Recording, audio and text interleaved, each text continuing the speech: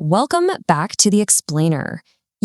Usually when we gather here, we're unpacking these incredibly dense data sets, right? Or we're untangling some deeply complex scientific theory. But today is completely different. Our source material is brief, it's enigmatic, honestly, it's quite literally almost nothing. And yet, in that incredibly minimal space, there is just this profound, awe-inspiring cinematic weight to it. So today, we're zeroing in on a single, tiny digital fragment, a little beacon floating out there in the vast ocean of the internet. It calls itself Visions of the Void. Okay, let's dive into this, because before we even look at the digital architecture of our source today, we've got to grapple with the concept itself. What exactly is the void? When we hear that word, we immediately think of the vast, the empty, the unending absence of matter and light. It's the ultimate negative space, right? So by literally naming our source material after the void, we're instantly challenged to think about what happens when we confront absolute emptiness. Section 1. Entering the void. Digital archaeology. So as we start unpacking this, I want to be completely transparent with you guys. Our entire text today is exceptionally minimal. We literally just have a title, a digital format, and a web link. That's the whole shebang. Because it's so sparse, we really have to squint. We have to look incredibly closely at the negative space to find any meaning. Let's actually start by breaking down the semantics, because it sets up this immediate, fascinating paradox. By definition, visions represent the act or power of seeing.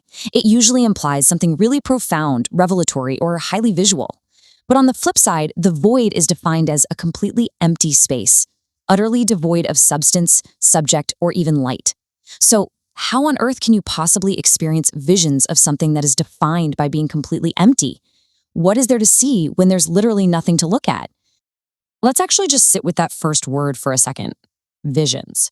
It doesn't say pictures or clips or recordings. No, it says visions.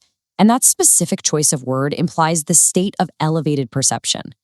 It suggests that whoever or whatever captured this source material wasn't just casually observing. They were experiencing a revelation. They were seeing something that requires a much deeper level of focus to even begin to comprehend. Of the void. Notice how the entire atmosphere shifts when we add the rest of that title. This brilliant minimalism is basically a mirror reflecting the subject matter we're deconstructing today. It takes the visionary, the prophetic, and just drops it straight into the abyss. It's this beautifully haunting juxtaposition, and it sets the stage absolutely perfectly for the specific digital medium that's delivering this nothingness to us. Section 2. Decoding the visions. Packaging emptiness. Now, what's really interesting about this slide is how this vastness is actually packaged. To understand it, we've got to pivot from the philosophical to the highly technical. Our source material basically breaks down into 3 literal structural components. Step 1 is the title, which we just talked about, grand, existential, sweeping.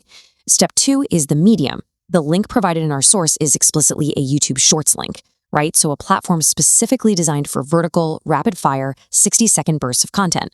And then step 3 is the action, encoded right into the URL itself with the tag $feature equals shared. So we are literally seeing this grand cosmic concept squeezed incredibly tightly into a highly compressed algorithmic digital micro format.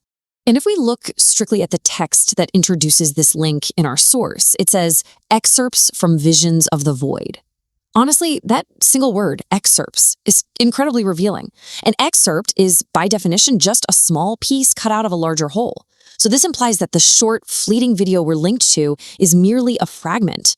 It suggests there's this much larger, unseen master document or some continuous experience of the void out there somewhere, and we're only being granted a tiny, curated glimpse of it. And this brilliantly illustrates the core tension of our source material today. On one side, we have the infinite, boundless, eternal concept of the void. But on the other side, we have the medium chosen to display it, a micro-consumption, short-form video link designed for our fleeting attention spans. It's an absolutely amazing commentary on modern media, if you think about it.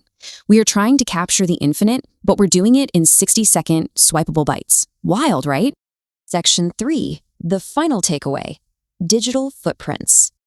Let's move to and see how this builds into what I think is the most crucial realization about our relationship with this digital emptiness.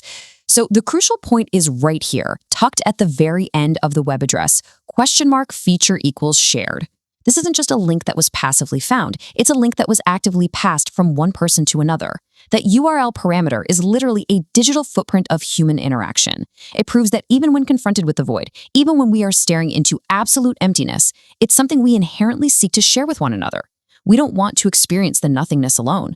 We package it up, we hit that share button, and we send it out into the world. Which brings us to our final thought today. If the void is, by its very definition, completely empty, what are we really sharing when we send it to someone else? Are we just sharing the aesthetic of nothingness? Are we sharing a moment of quiet in a really noisy digital world? Or are we just reaching out across the digital expanse, hoping that someone else is looking into the exact same void at the exact same time? It's definitely a fascinating question to chew on next time you encounter a fragment of the infinite in your own feed. Thank you so much for joining me for this explainer, and as always, keep questioning what you see.